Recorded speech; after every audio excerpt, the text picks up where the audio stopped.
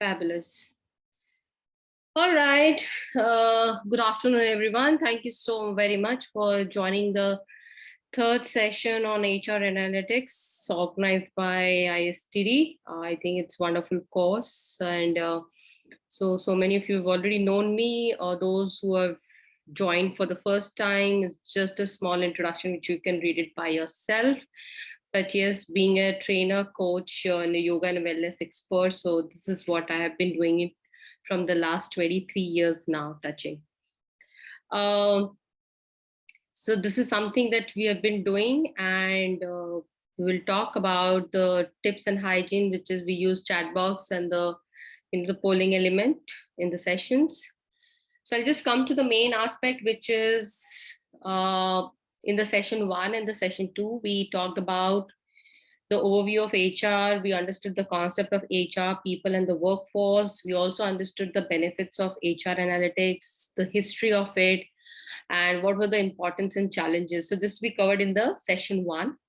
And the session 2, we focused very purely into the tools that we used in the corporate scenario, which were highlighted with the paid tools and the free tools available, and the careers that is available for the HR analytics professional, and what are the various domain that is getting highlighted. So in today's session, I'm going to talk very strongly into the training and development, because you all are having, L&D and the training and development domain with you, and you all have been specializing in, because ISTD itself is very strongly into the training and development para-free. So this will give you a highlight on the different metrics which you can use. We'll understand the function of L&D, understanding the LMS versus LRS, which is learning management system versus learning record system. From here, we will understand the training and the drop matrix which are there, and how the data is used in training improvisation, and what are the innovative way to measure training effectiveness. So that's the today's session's plan. Now, this is something that I'm sharing with all of you. 1 second. Yeah. So I'm sharing this one link in your chat box. Now, this is for the next session, right? So I'm giving you in advance a pre-read for all of you, and I have put it into the chat box.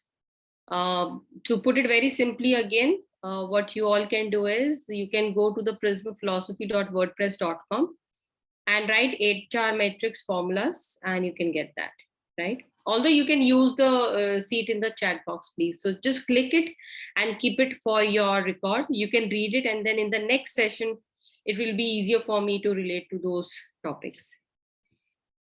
Okay, so let's start with today's session.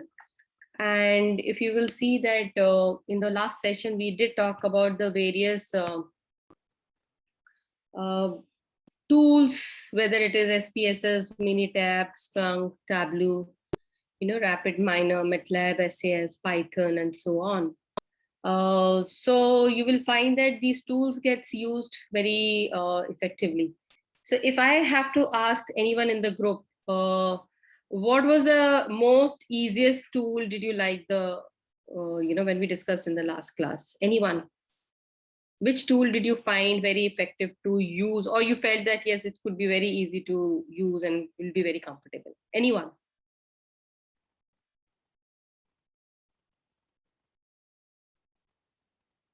You can unmute yourself.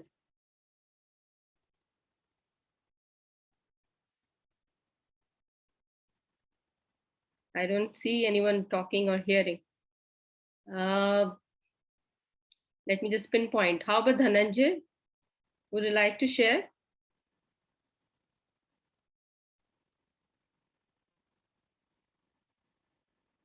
Or how about Amar?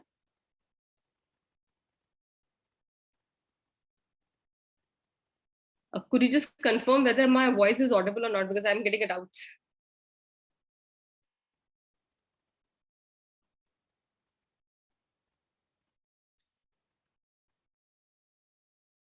Is somebody from ISTD? Can you just confirm me, sir?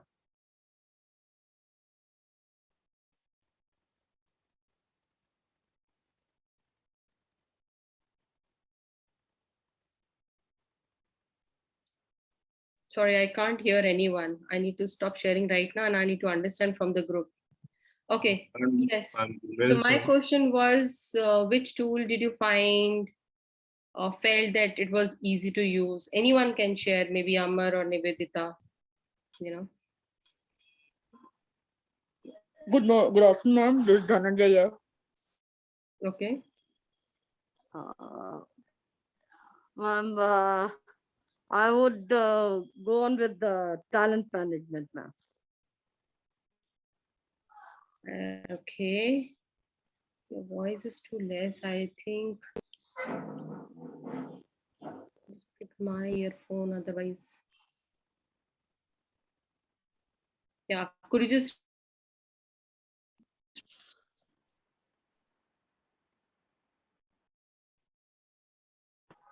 Yeah, can you reshare that again? Sorry. Yeah.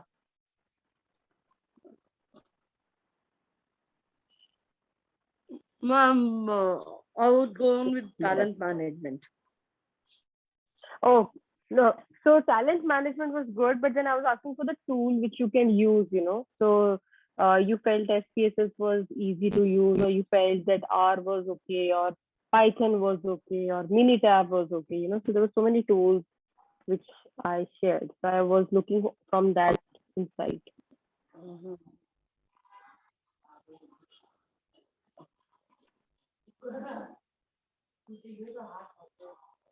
So my suggestion would be is that I would really request all of you to please go back and do revisit these tools, because it will really help you all to know which one to further focus on. Otherwise, once the session is done, you will not be able to recall. So just have a revisit about these tools again. And if you have any query and question, then you can definitely get in touch with me. Right? Okay. So let's try and understand from here. So there are various steps in HR analytics. It is from hindsight to insight to foresight. Now we all know that we really know that we are aware of the fact that the online environment is so very active in the digital age that we can now actually keep the records of various things. So analytics is which is gets it collects everywhere. The data gets collected everywhere, and it gives a very valuable insight into the user's behavior and the efficiency to the various processes. So if we talk about, because I'm today talking about the e-learning aspect, which is a part of training and development, right? Uh, so in the L&D program, e-learning plays a very important role in improving the effectiveness of the online courses up to a great extent. So the analytical overview, when I talk about in this, the learning analytics helps to gain a unparalleled e-learning experience, whether it is about educational institution or it is about the business employee training in the corporate world. So to create a productive environment in which employees would thrive, both traditional and the digital classrooms, they have to rely on the respective things. So you will see the data actually comes from every measurable factor. Now these measurable factor can be learners' feedback, employees or trainees scores on the test. These tests could be taken on the pre-training or the post-training. We also call them as an exam, or the amount of time they need for completing the course. So there are various factors such as personal preferences, skills level, individual achievements, which actually allow the educator to take a closer look at how their students or the trainees are performing. Now, empowered by this kind of insight, the content creators, the course developers, they can actually establish a framework for e-learning that not only bring the best possible results regarding the employee motivation, but also on the engagement and the knowledge retention which trainees can have. And this is the most suitable at a different interest and a learning style. So, you will see that learning analytics actually improves work environment as well as the experience. So without them, educator would not be able to measure the success rate of the individual course or a modules or a employees, and they will not be able to provide the learning materials or the methods and study which can make e-learning beneficial. So it's very, very important to have the analytics enhancement. And that is why you will find that we uh, do the insight, that is, we gather the data from the reporting, insight by analyzing and monitoring on a regular basis. And finally, we end up, working towards the foresight. And foresight, we've already talked about the last session. It develops a predictive model. So that is how the element works. Now let's try and understand what is generally measured and tracked in the current scenario. So I'm going to talk about what is happening on the current state. Now, on the screen that you can see that on the x-axis, I have given the various, inputs where all it's getting used with what percentage. So you see the employee engagement has a lot of insight. So learning needs is used, data analytics. And when the data gets gathered about the learner, about the employee's job performance, about their activity, about their success, or even for that matter failure, right, in the e-learning space, or in the application of skills. So L&D teams have a wealth of clues as to what needed. The data offer insight into what skills people lack, where they need to update and where they need to excel. So this is the plugging will start coming in. So data scientists can actually discover what a person knows, what they doesn't know, both of them, and the best way to engage with them. So in this, sometimes you can even help L&D teams predict who will succeed and who will be requiring additional support. Now, when we talk about analytics as a broad term, I would say putting data to work. So I will use data from various resources. And, in the last session, when we talked about, we can actually extract data from the various channels. And then once we get the data, we use a variety of statistical techniques, which is used by the researcher and data scientist to extract the meaning from the numbers and to present any number of stories that the data may hold. So it's possible to, refine that definition and apply in more narrow to an e-learning and performing support context. So you will find that like most data is presented in the spreadsheet and the data, the LMS and LRS collect data which may not be terribly used full for their own self, but then it is very important because it is a raw form of data.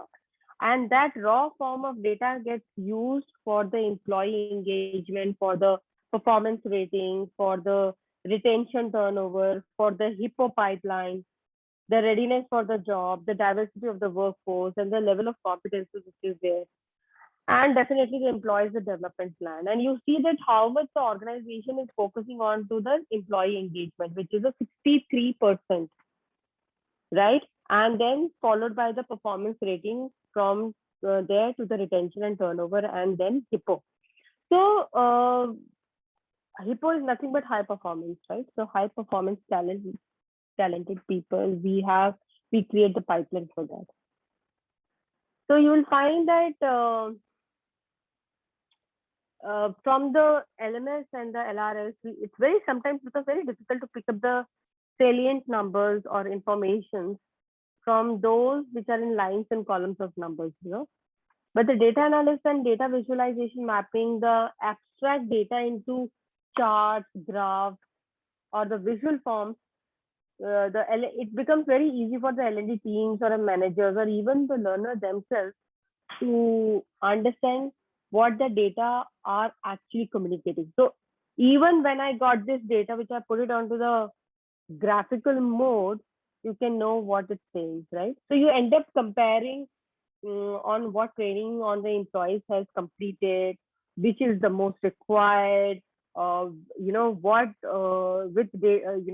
what is the job is resulting and indicating, and so on. So graphing the performance or the results of employees within the division or the comparable teams can actually enable managers to see who's doing well and who's need training and the performance support, right? So we know that the moment we talk about the data on the performance, there is also one more thing I wanted to highlight is the quiz scores, which can be revealed whether the learners are retaining and applying the skills and knowledge or not. Now, the types of data analytics relevant to the e-learning becomes very, very important. So data are of two types, which is quantitative and qualitative. And I'm going to talk about this. So let me just touch about this because LMS and LRS is going to follow that, right? Does anyone know the difference between quantitative and qualitative data? Anyone in the group?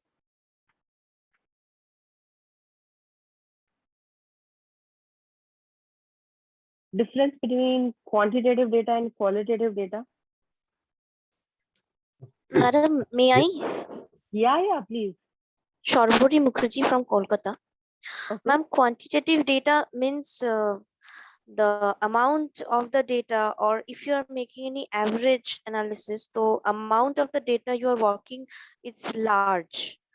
And qualitative means the quality of each component. I mean, how relevant it is, or what is the quality of the data, how deep it is, like that.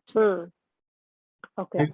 Yeah, I will say the word itself is clarifying. Quantitative means which can be quantified, which can be stated in numbers. Okay, in percentage, numbers, and all. Whereas qualitative is, as rightly said by my colleague, that is exactly the quality which can't be measured. Confidence levels, commitment levels, you can't measure those. But you can see that improved confidence is there, commitment is enhanced, something. Right. So very simply to put, I want to just give one example from my day-to-day field work. Say we are calling the customers. So in one day, I have to call 10 customers. Okay, so this is a quantitative data. And if I can make 2 sales out of 10 customers by putting my proper in-clinic communication, so that is the quality of that call. So that is the quality. Very nice. Very well put it across. Very well. Thank you so much, Sergey. So I think it said it very, very beautifully. And the quantitative data actually includes things you can count, which is measurable.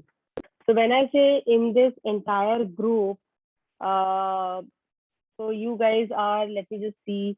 So if I ask how many people, so if we can measure the weight of the people, so what is the weight of the Vidyut, what is the weight of Gurmail, what is the weight of Sarbari, what is the weight of Amar, what is the weight of Soumya, Vandana, and so on. So that means there is a measuring scale which is available. This becomes quantity, right?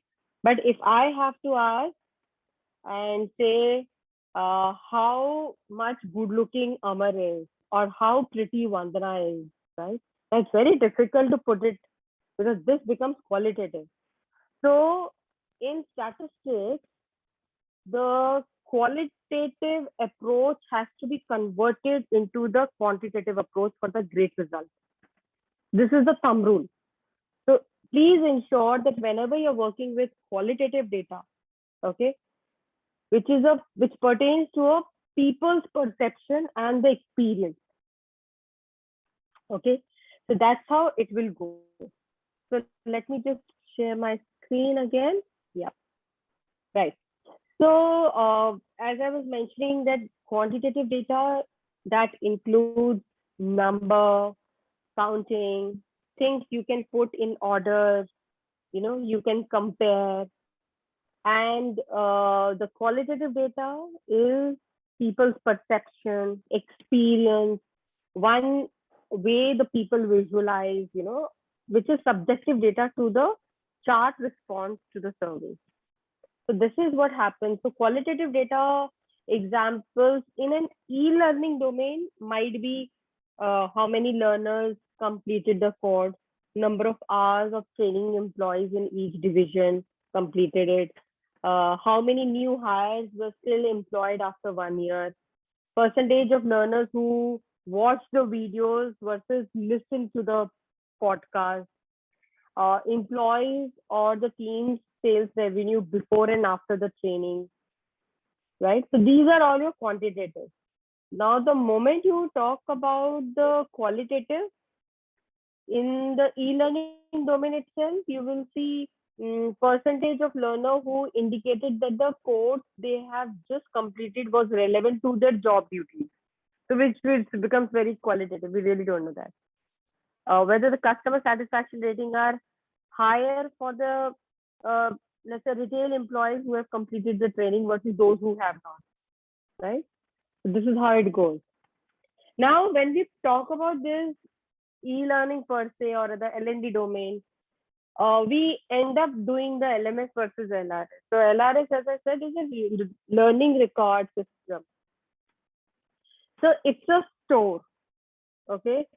And in this store, the learning records allow the reporting against the records and allows for exporting of raw learning data.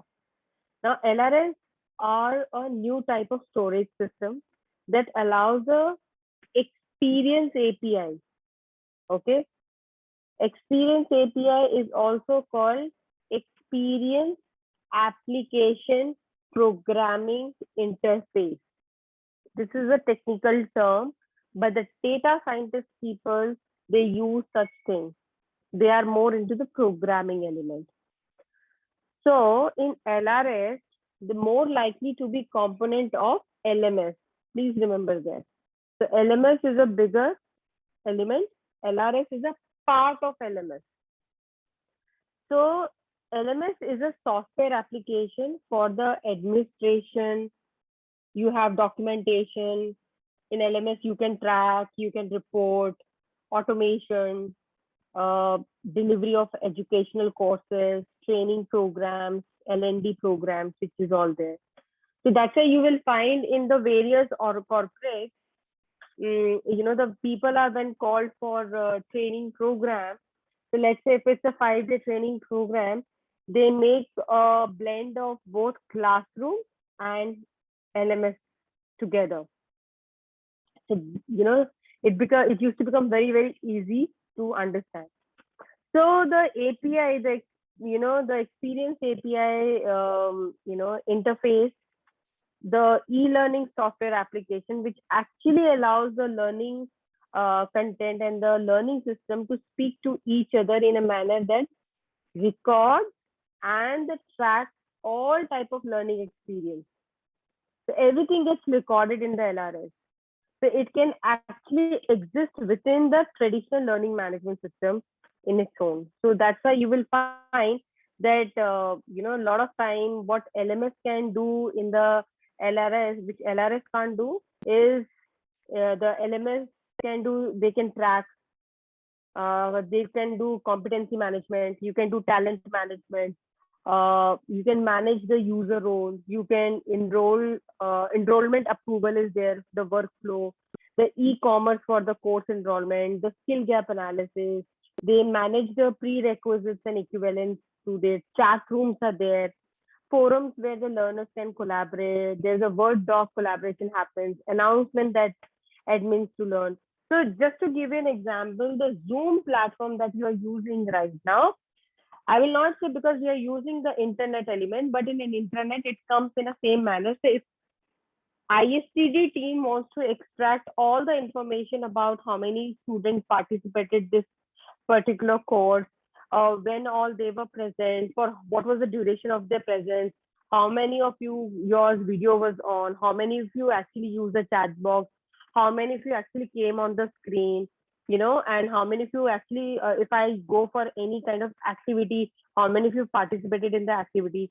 So that entire approach can come in, and based on that, you will see everything comes up very, very clearly for the people. So nowadays you will see that even that for to give an example how the calendar integration can happen. That we have a session at 12 o'clock, but the Google Calendar gets sent you a message that yes, your meeting is coming up. So this is because of the LMS which is happening. And you will see there is a proprietary social network inside the LMS. That's the beauty of it again. So the class roster, which is also available, integrated wiki is also available, video conferencing system is available, RSS notification is also there, podcasting is there, Google Maps is there, news feeds you will find. Also, I have seen people create their own personal profile, and also with the roster, so that they can create their own courses, and which can be when they can use it and when they can apply, followed by the site analytics, which is like which is like course metrics tied to use with the users. So let's say if it's a marketing division who will be coming, if it is a sales, which is beneficial for them. That is how it works. So you will see that what does LMS do that LRS can't? If you will see on the screen, I have shared, it shows that some of the function of a typical LMS. Now, most commercial LMS you will find that it will do mostly all the things. But my experience, the graphic was big enough, the graphic element. So the blue box of learning record is a part of the LRS and can be taken over. And let me tell you quite frankly that flexibility of LRS means it does a better job of record keeping than typical LMS. So most LMS aren't designed for tracking social learning experience, but the LRS handles quite easily. But since an LMS does a lot more than LRS, both are equally important. So it again depends on how many factors are there. So it includes, do you need to schedule instructor-led classes? Then LMS handles the roster management, waiting list, reminder notification, conflict checking, the prerequisite checking, and so on. You cannot put and schedule data into the LRS. It only works with the historical data only. Then, do you have a mandatory training or a training requirement? If you are in a highly regulated industry, chances are that you may have recurring training requirements. For example, the regulatory, let me give you, employees take hearing protection every year if you are regulated by OSHA, right? So if you are using a good compliance focus LMS, you can set up this requirement once, and then the LMS will manage it. Also has, HACCP, that is health related certification process. So all the organizations who are into food safety, food element, Domino's, Pizza Hut, butter, cheese, whatever they are making, Nestle, right? They have to take HACCP certification, and that training is mandatory. So there the mandatory training becomes important. Then we talk about, let's say, do we have a large library of courses? There's a lot of organizations, just to give an example, Infosys, they want or for that matter, GE, they want all the people to do the quality programs the moment they join. So the Six Sigma program, Green Belt, Black Belt, 5S Champion program, quality management system. So these are some set of programs I know. So they are kind of having a very big library in their system. So the large library of both instructor-led and the e-learning courses are there. So some are like you want the people to learn about them, and for that, the experience API will take care of it. That is how it works. Another could be LRS, and this thing would be on the assessment need, you know. So while you can certainly store assessment result in the LRS, whether you're going to store your assessment questions or not, now this all depends. And I'm sure you can, you know, store, and a lot of HR professionals, they want to store such questions in your content, and they don't want to lose, so they use such set of things, you know. Then you will find if you need to track some of the scheduled classes, and you might be able to build a small database to track the waiting list management or the roster. And if you have annual training requirement, you could track them in a spreadsheet. So you will build an online search system to the existing course catalog. I remember in my one of the organizations, we were having the performance management. We were using the balance scorecard, and in the balance scorecard, you will see the 4 perspectives, that is financial, process, customer, and learning.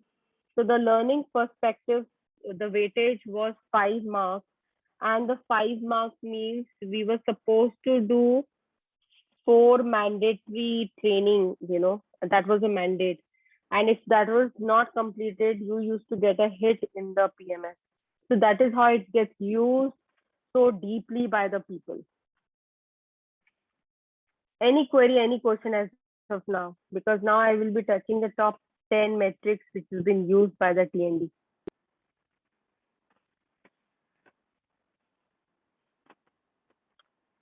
Are we good to proceed? Yes. Thank you. All right. So let's understand the top 10 metrics, which has been very prominently used in the training aspect. So it's actually a time for you to measure the effectiveness of your training program. So if you're not sure where to start, trust me, you can pen down these 10 of them, and you can start with any one of them. Okay. So measuring the effectiveness of training is a very difficult task for the stakeholders, training departments, and end users. So if you are a training manager or a company stakeholder looking for ways to measure the effectiveness of your program, then please go ahead with any one of the metrics for your workplace. So the increased retention. Now, the most HR department measure the rate of retention, you know, here. And it's one of the rare things that people apply, but I think it is one of the things which can be very strongly used. And many a times the front line, you know, the high turnover jobs are the ones that receive the most attention. So a newly trained employees feel ill-equipped for the job, and they are more likely to leave within the first 90 days. Now, this is as per the research, okay?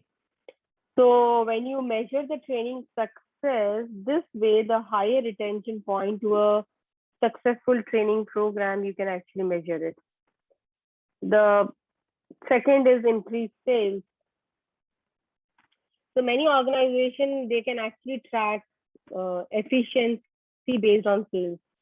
If training is heavily geared towards the sales, or for that matter, customer service force, so an effective program will eventually increase sales number. So you can measure product knowledge, you can, make the training as a part of the sales number, how well educated salespeople are after attending the program, or how much are they making a use of the training content for their sales purpose. And you can see the dollar figure and the unit of the sales makes a good metric, but be sure to balance any metric with other factors that can actually influence the sales number. So again, you will see the great insurance company, they actually measure the sales in the insurance particular product based on the training provided by the trainer and the content they have. So you can actually figure it out. Then we have increased operational efficiency. Now, in highly regulated or a production-oriented business, you will see the managers, they look for a more efficient, which raises the bottom line. So if your training program teaches skills, look to the management efficiency metrics as a baseline before and after the training intervention. So if you are building a new program or a product, look at the efficiency number to obtain the direction of the training course content. So that becomes very, very important. Then we have customer service results. I still remember, I'll give you an example. Once I'm talking about a good 10 years back, RBI has published a customer service report of various banks, that how well these banks are performing into the customer service. And a couple of banks were really having a low customer service score, which was like 23% of the customers saying they're not satisfied by the customer service provided by the bank. Now that is the nitty-gritty I'm talking about. So any organization, they can actually link the training to the customer service, and which can be both internal and external. So you will see that customer service is also one of the easier place to start. One well-written survey can identify a host of customer related issues that can be addressed by the training program. So, you can remember that training may not be the only solution to those issues, but if your organization checks, if they do cross-checking of the program, you can put the matrix in place, it can become very beneficial. So when your program impacts the survey item, you can correlate. So the correlation in the last class, I talked about the x-axis and y-axis elements. So the increase in the satisfaction can be backed up by the training. So that's how the measurement happens. I remember one of the organization, I can't name that organization, but they were suffering. I will not say suffering is the wrong word, but they realized that the customers really raised an alarm that employees don't even wish the customers the moment the customer walks in. So, they started, the company first had a customer service focus approach. They started with mystery shopping and mystery calling to the customers. So randomly, they used to pick up on daily basis the customer walking in the organization.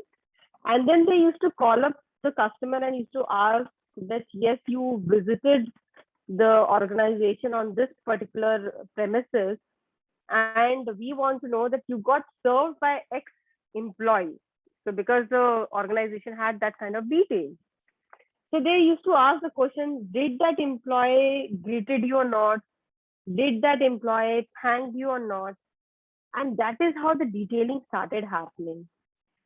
And trust me, the mystery shopping and then mystery calling based on the system, and then after that they were trained on this, and it turned out to be a very effective way.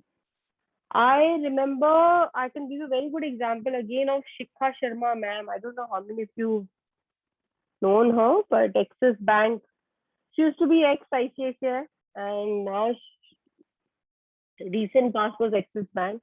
So I'm talking about when ma'am was heading the phone banking, with ICICI, and I still remember that there was a complaint came in that the phone banking officers are not performing to an extent the way they're supposed to do. So look at the audacious leadership approach ma'am used was, she changed the entire phone banking professionals and got the new team in place. And within 3 months, every processes was changed, everything of how the phone banking officer is going to work, and what are the way the verbatim, they were made trained on this aspect. So this is the nitty gritty, the details goes in by the leadership. So it's all about the leadership, how it gets driven by. Then there is a company defined scorecard. So training outsource, the outsource tend to use client defined criteria which determine training effectiveness. So if your organization has a wide variety of possible measurements, which is related to the management or the stakeholders, or to create a custom scorecard, or the internal and external customer based expectation, or the training programs that are need to be in a particular workplace. So then you can actually work on the company defined scorecard. So you will find a lot of organizations, they use it and put it to the external people. Then the cost of training, yes, it's a very, very important thing. So let me ask you guys, I'm going to put you all with a very simple thing. So let's do a very quick one exercise right now, okay?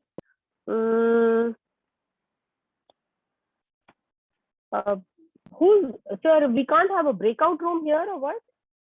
I don't see a breakout room element here. Let me just check who's there from ISTD. Alok sir, you there?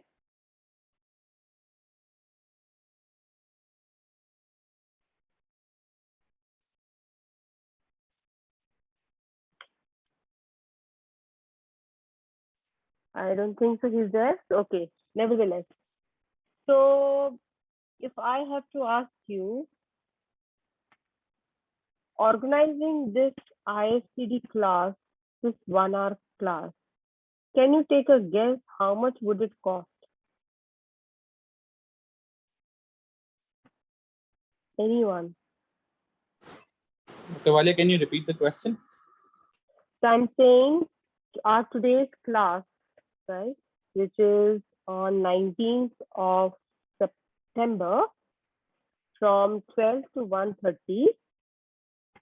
We are 14 participants here. How much does this program cost? What will be the cost of this particular duration? This training, today's training.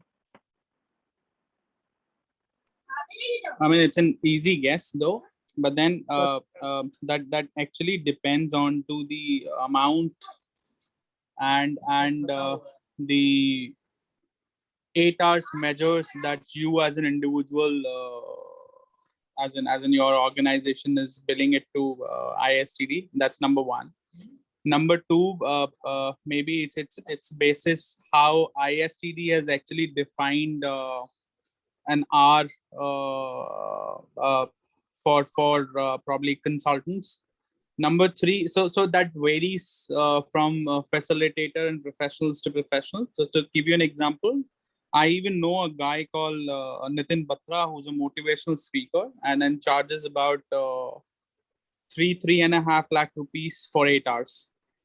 Versus when you look at a normal consultant charging 25 grands for like 2 hours of session.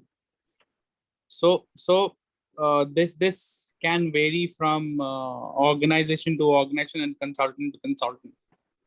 Fabulous. Absolutely. So you rightly put it. I have something wonderful calculation. I just computed.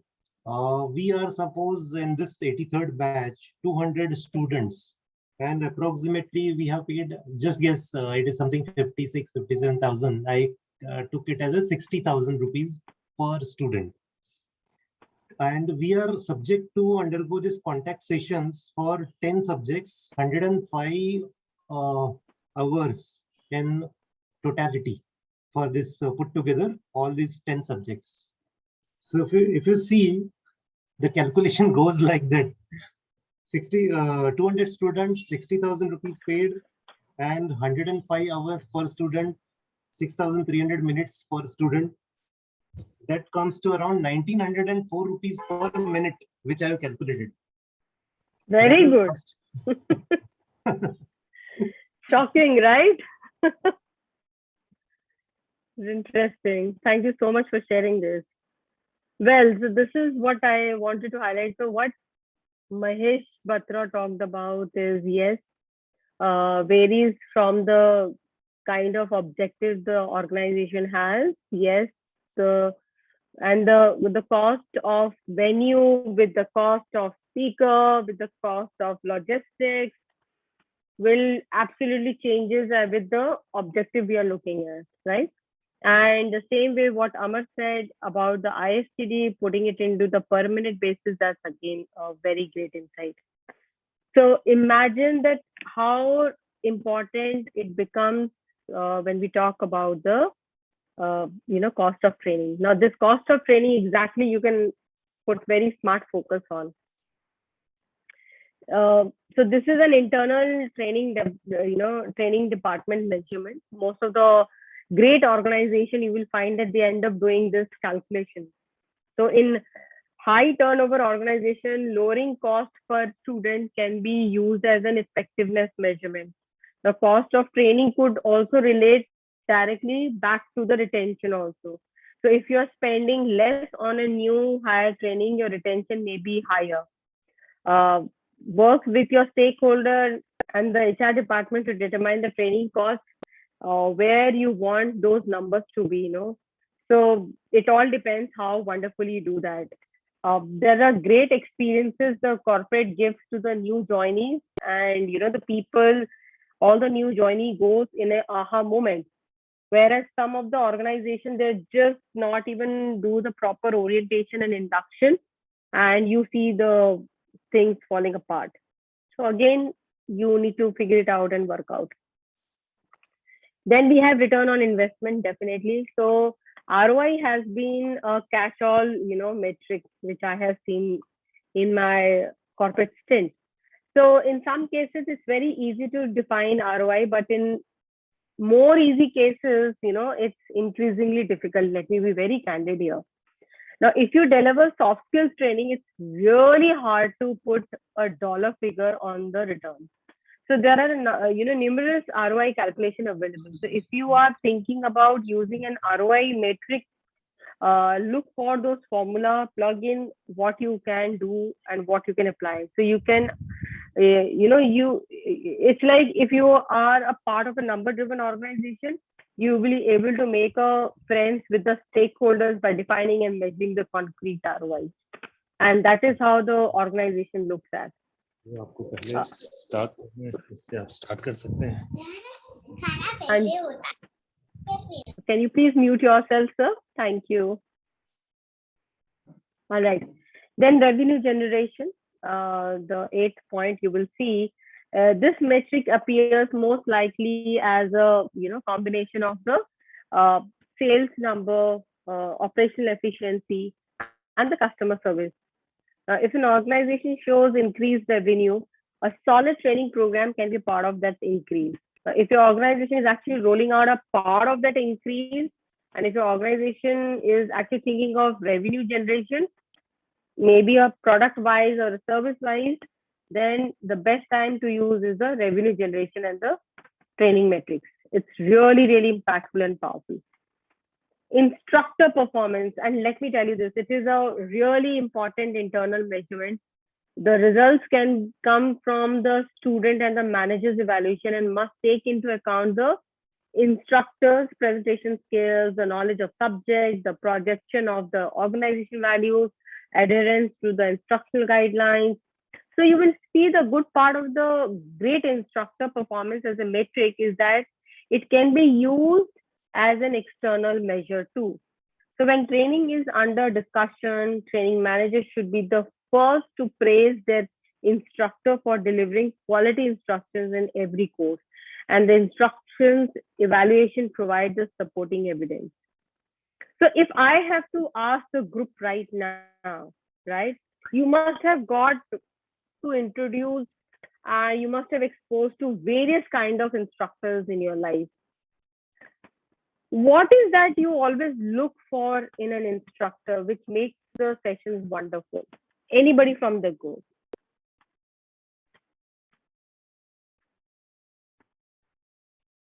What kind of instructor or a trainer or a facilitator do you really look forward for? Now let me ask this from the group. Anyone, just unmute yourself. Somebody Yeah. with the effective communication as an Okay. instructor, where whatever topic it be, whatever that the person is instructing upon, if it is not effectively communicated, then of course training cannot be successful. Okay, so Sakshi says a person should be an effective communicator. Yes, Sarbari? Hello. Effective Yes, communication is very important, and the most important part of the communication should be what we are up to, clarifying the basic objectives. Many a times it happens in our company also, training gets started, meeting gets started, even if virtual, then a meeting gets started, but we don't know where we are actually heading. And many a instructor doesn't understand that everybody is outside working and the virtual meeting is happening to make everybody come into one roof or one area, then start the meeting. It is very important. And whether we understood what she said or not, that is very important. There should be a evaluation in between. Okay, great. Thank you so much, Sarbari. Very And nice. also there should be a continuation of touch up. Like there should be a way where we can touch the instructor, so that while applying the knowledge in field, if we get some issues, where to communicate. Fabulous. Okay. So I liked what Sakshi said, communication, and I liked Sarbari talking about continuous structure. Vidya talking about who understands the need of trainees and can relate to the subject. Okay, that's nice. Can I hear from Mahesh Batra, please? Just unmute yourself, sir. Dr. Walia, it's an interesting question, trust me. But then when you look at what is that you're expecting, as an individual, you can have a wish list of anything and everything. But I think learning is a constant effort. And I think any and every instructor will actually give you some or the other learning. Yes, I mean, very rightly put by the other colleagues that communication is important, consistency is important, knowledge is important, connection and bond is important. Having said that, those are the predefined values of any and every session. However, learning is a constant and important aspect that one should look forward. As long as you're getting some or any learning that add values to the profile and a candidature that you carry, and will look forward tomorrow post that learning, will add that value. I guess that's how I look at, because no instructor is good or a bad. At the end of the day, an instructor has become an instructor by adding some values to his and her profile. Right. So and an individual is here, I mean, if he and she's been selected by any institute or an university, or for that matter any program director, they would have something or the other in them. There's always a possibility I as an individual may not connect to an instructor. However, the instructor is there to help and guide students, trainees, or audience. I think I'll put it this way, because when you put it in an expectation, I may have a different expectations versus others. But an instructor is there for learning, and I think as long as I as an individual is ready to learn something out of that session, would always help to add something to my profile and a candidature. Very nice. So I'll rephrase all of you guys in the very simplistic manner. Uh, so these expectations are, you will find, have the three elements. One is the logos side, one is ethos side, and one is pathos side. So the instructors, when they give the logical knowledge, right, the logical aspect, because they're coming with the cognitive approach, then you relate. When the instructors get emotionally connect with you, they touch the feeling of yours, then you connect. The third one is the ethos, which is talking about the way we communicate, become a very inspirational and motivational, imbibing both logos and pathos, right? So you will see all three of them are going in hand together. uh, Rightly put it across by Sakshi, Cerebri, Vidyut, and Mukesh. So instructor performance Sorry, is Dr. a Valia, very this is Mahesh. Mahesh Batra. Oh, sorry. So my apologies for that. So it is very important, internal measurement, and the result can come from all of you, whosoever is there. So the good part is that you really need to figure it out what exactly you are looking from the instructor and make it very, very clear to the people. Now, sometimes you see, I have seen the people with a very high IQ, they're not able to connect with the audience, and that's how there is a bang and we miss out on the great knowledge. And sometimes a great human being doesn't come with the substance of knowledge. Then also you see a good bang. So just to ensure that end of the day, your expectations should be in match with the what you're expecting from the instructor. So they both should be in line. So with that note, yes, let's see the last one, the end user satisfaction, which is your audience can measure the effectiveness quicker than anyone else. Let me tell you that. So both it can be immediately following the training and after a given period of time. It could be after, let's say, 30 days or 60 days, or so you see the immediate results, sometimes referred as a smiley sheet, and you can give a picture of what has happened in the classroom, and accordingly you will get to know. So a lot of times, you will see that the instant reaction of the training program is what's being used in the Kirkpatrick model that talks about the reaction model. That is, either you use a Likert scale of 0 to 5, where 0 is the lowest score and the 5 being the highest score, or with the page system. So PAGE is P is poor, A is average, G is good, E is excellent. So you have a page, PAG, and then you accordingly put the tick. So that's how the end user satisfaction becomes very, very important. Now here I have something very interesting to share all of you. Because we're talking about end user satisfaction, there is some strange experience I have observed over a period of last 7-8 years while I was doing research. So if Anubha is feeling good, okay, and Mr. Batra is feeling very good, and Sarabri is feeling excellent, the feeling of all the three can be the same. But when we put it into the tick mode, so Anubha can put it in good, Mr. Batra will put it in very good, and Sarabri will put in excellent. But the feeling of all three can be the same. So sometimes it becomes very difficult to get the real end user satisfaction level. So whenever you are doing any kind of training evaluation or satisfaction score, please be very, very specific into the the quantitative and qualitative element, because it becomes very, very difficult to get the real insight of the people, how they're feeling. I mean, just to give an example, this could be possible that, let's say, Anubha had a fight with one of the family member in the morning, right?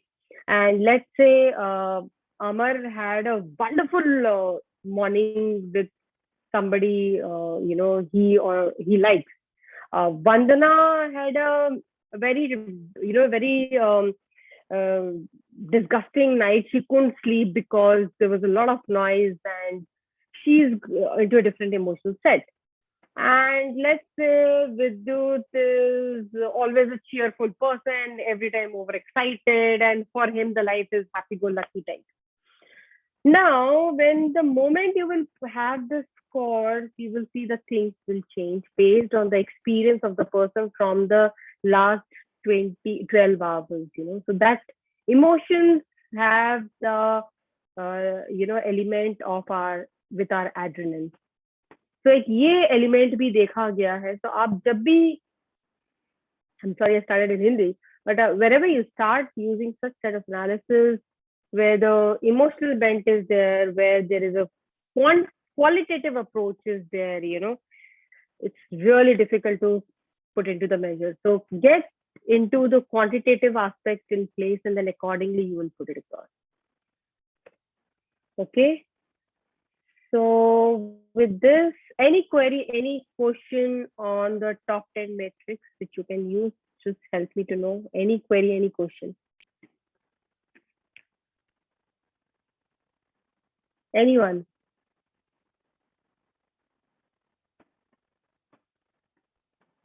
All right, so we are good to go then. Let's move towards the data analytics and L&D to improve the corporate training experience. I have a question, ma'am. I'm really sorry to yeah, please. So yeah, you have said very correctly about the emotional aspect, affecting the training. Yeah. So how do we overcome this limitation? So one very important thing is if you are checking the reaction, okay, that have a couple of reactions in place. One could be a mid reaction, one could be completion of the program reaction, and then one after a week reaction. Okay, so that can be a response. That is not a reaction, that's a response. Now with this, you can also see the learnings in place. Do have the preset notion and then have a post-training set notion. That is also very, very important. And here you need to analyze and put the things in analogy. Otherwise, it becomes very, very challenging, And then based on the reaction, you later go towards the learning experience. How well the people have applied your learning in their day-to-day life. People will reach out to you. And one very important, let me tell you this. Honestly, this is with the honest confession with, my hand on my heart. Every instructor, or in fact, every human being knows how was that day today of yours, and how well you did it. So if I'm today as a, trainer, I'm giving this session, if I have done well, I will be very thrilled, I will be very excited, and I'll have a wonderful night. I'll sleep so wonderfully, I can't tell you, because I have contributed to something. But if I have lagged somewhere, I know in heart to heart that I should have done here something more. Yes, Alberi, you raised your hand. Yes, madam, I think reaction questionnaire, whether it is pre-post or in the middle, they should be very specific. I just want to give an example. I work in a pharmaceutical industry, and day to day what we have to do is in clinic communication with the doctor. Now, when we are, scored, so that's I don't have that scorecard right now. So there is a say 10 points scorecard starting from the opening of the call. There is no way I can rate from my mind. There are few points there, like whether I have greeted, 1 marks, whether I have done a open-ended question, 1 mark, whether I have maintained eye contact, 1 mark. So it should be so specific that you could put your emotion very little. That is the type of questionnaire. And while in employee engagement survey in our company, I have seen the third party who does this employee engagement survey, they also put questions which are so specific. like your manager did this, this or this. They are so specific that you have to think once and you have to, I mean, select one. So there is very little space for emotions. So if we can frame those questions in such a way, I think this can be handled. Absolutely wonderfully said it by you, Surabhi. So that's why you will find all the great psychologists and researcher, they put very strong emphasis on the designing of an instrument. That's why we call it instrument. We don't call it questionnaire. And every instrument has a set of items. Now, these items are called questions. So in the corporate world, we don't say questions, questionnaire, we say items in an instrument. So each item has a very strong relevance, and you will see the great people do the reliability and the validity test for each item, which is a part of the questionnaire, that is the instrument, and then see whether that instrument is apt to use in a particular state. Now, for an example, what is used in pharmaceutical industry might not be applicable for the banking or for the service hotel industry. So we really need to change the words accordingly. And this is where I have seen major error happening on the analytics front the moment we start working on it, because the base is going wrong. So when the base is wrong, how can you see the output coming in the same manner?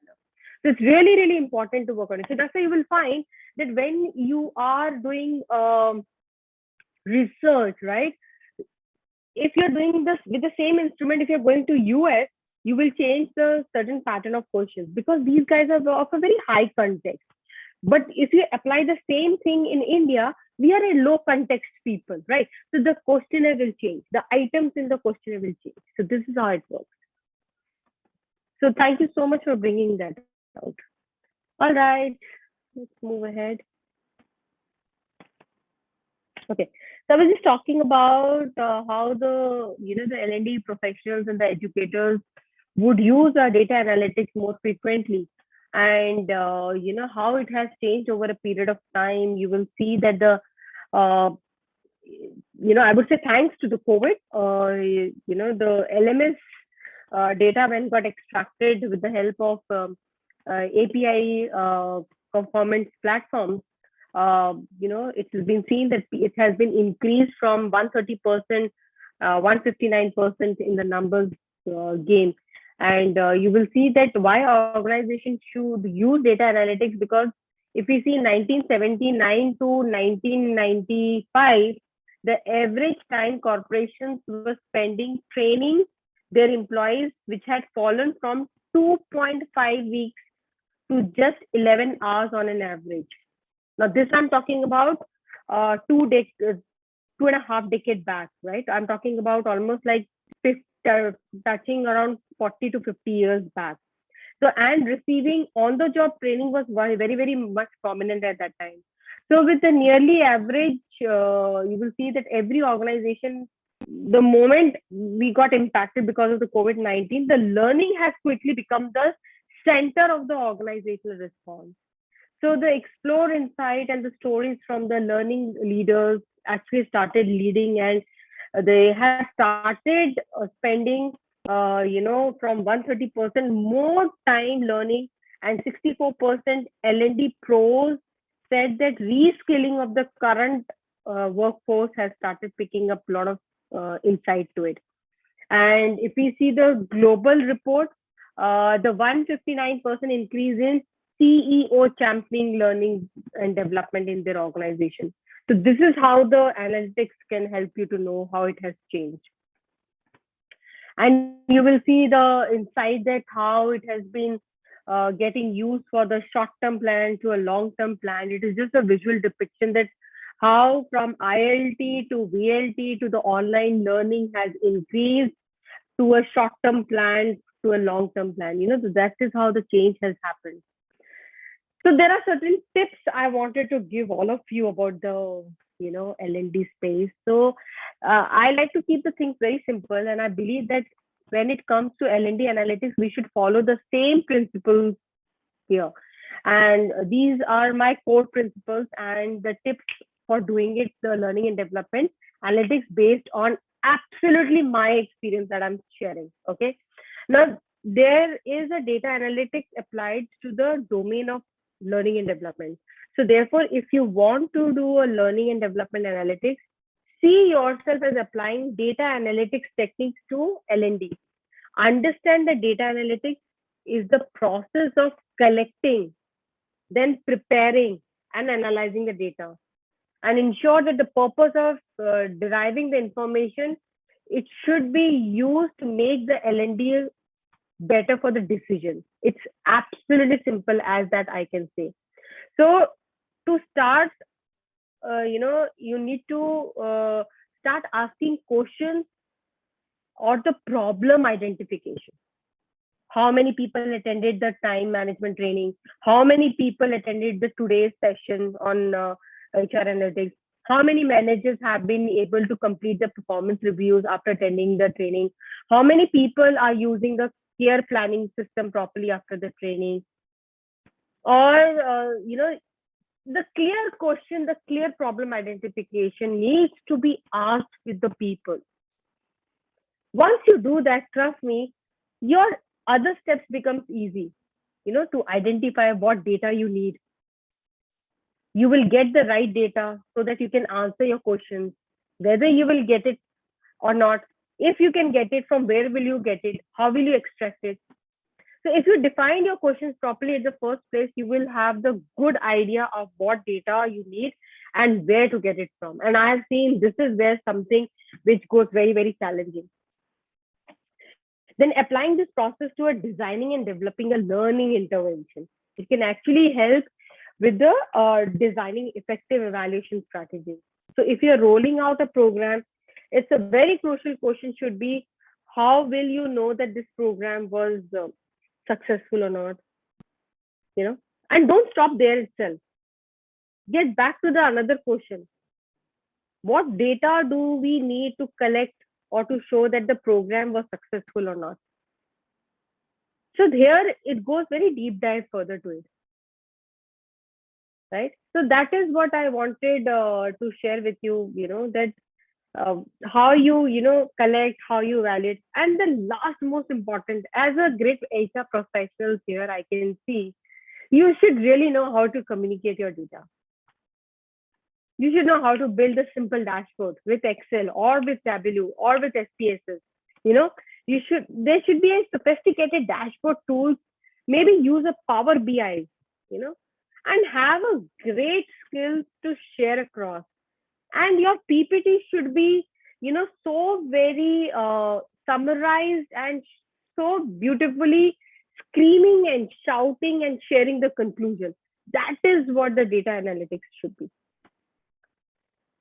Okay, so T&D, that what all things that you can use on the T&D space, average class size, e-learning abandonment rate, training channel delivery mix, employee satisfaction with training, employee expenses per employee, training expenses per employee, training hours per FTE, training hours per occurrence, penetration rate, training quality becomes very, very important. Staff ratio, total compensation, expense rate, education development, imagine development program penetration rate, educational attainment breakdown, staffing rate with high potential, that HIPPO I was talking about, reimbursement request rate, how many of them ask for it. And that is why I say that there is a lot can be done into the T&D space. I remember in the first class, this question came up, ma'am, to what all things that we can do on the training. Just see, there are 18 items I have given you, and trust me, you can actually start working slowly and gradually. This is just on the training aspect. That's how it goes. And then we have the 7 innovative ways to measure the training effectiveness. Now, this is something which has been very strongly used, and I know that management guru Peter Drucker once famously said, what gets measured gets improved. So end of the day, you need to get it, whatever you are doing, if it comes into the measuring manner, it will definitely improve. So that's how it goes.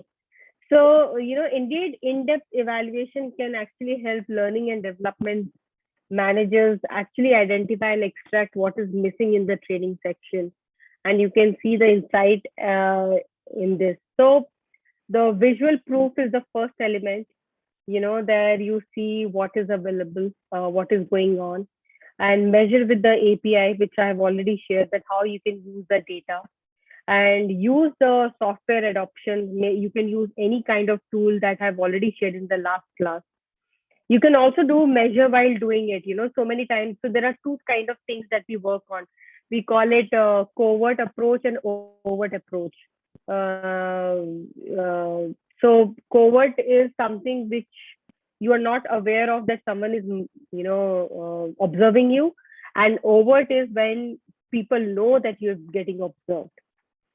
So you can do while measuring, and as a trainer and as a facilitator, I do both. During the session, I use both covert and overt approach, and I keep getting to know. So end of the day, it becomes very important for us to identify. I know that, suppose ISTD reach out to me that, okay, Anubha, who has been most active in the class, who has been more participating. So I know that, you find, various people, whether it is Mahesh Batra or whether it is, Sakshi or Sarabhi, so they have been very, or else Amar, they have been very effectively engaged in the today's session. So I'm not talking about all of that. So we pen down the things, and that's how we get to know. And then we analyze the training and performance, and figure it out. And then we have the feedback and survey, and finally leading to the Kirkpatrick 4 level of evaluation. So the 4 level of evaluation, which you have already must have done in your training and development classes, has it been done? This part Kirkpatrick model has been done with all of you? Yes. Oh, fantastic. Great. So this is how it gets used, and you will find that ROI becomes very, very important aspect. So I love Philip 5 model. I don't know how many used it or not, but just try to compare both Kirkpatrick model and the Philip 5 model. And, I'm very proud to say that our PRISM model has also come very strongly into the evaluation model of the programs, which has been witnessed, and a lot of paper has been published into it. So the various measures gets used. So this is what is there. And I have already told you, for the next class, we'll be talking about the HR matrix formula. The link has already been there to all of you. Again, I'm putting it in your chat box. So maybe you can use it in some time, and just click this link, please. Or else, again, as I said, just write prismphilosophy.com, go to the website, go to the blog section, and in the blog, in the search, just write HR metrics, and entire detail can come. So that's one way, right? Or else you put it in the Google.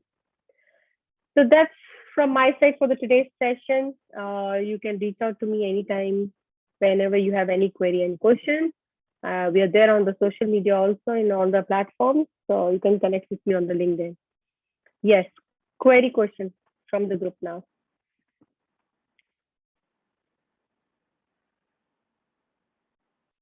Thank you, Amar. Pleasure. I just have one question. On Yes. these metrics, 10 metrics, what we discussed, are we going to learn individually all these metrics, how to employ those? The HR metrics? The HR metrics? Yes, yes.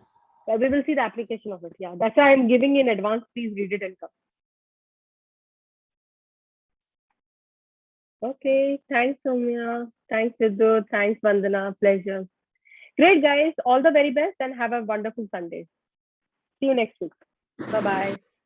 You too, Dr. Valia. Take care. Thanks. Bye, Thank you. Mahesh. Bye. Take care.